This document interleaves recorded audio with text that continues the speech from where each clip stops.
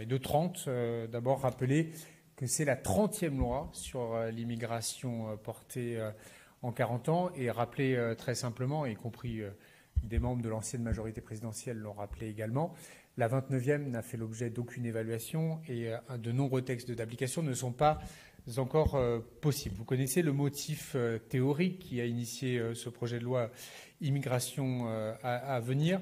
C'est la question de la durée maximale de détention en centre de rétention administrative. On rappelle quand même qu'elle est passée de 45 jours en 2011 à 90 jours en 2019. Rappelez que le délai porté à 210 ne concerne pour le moment que les motifs terroristes.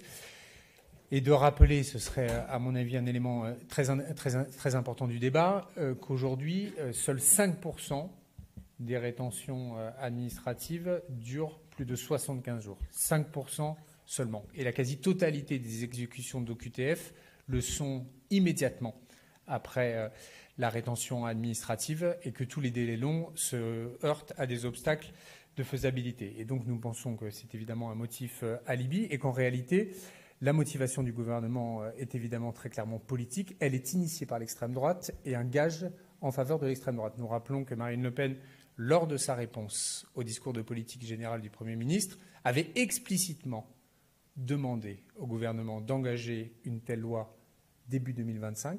Le gouvernement s'exécute à la demande de l'extrême droite et ça nous semble évidemment un motif particulièrement préoccupant. Nous n'en connaissons ni les contours ni les motifs profonds, si ce n'est les déclarations très récentes du ministre de l'Intérieur, demandant d'une certaine manière à remettre dans la loi ce que le Conseil constitutionnel a explicitement retoqué dans la 29e loi que j'évoquais précédemment.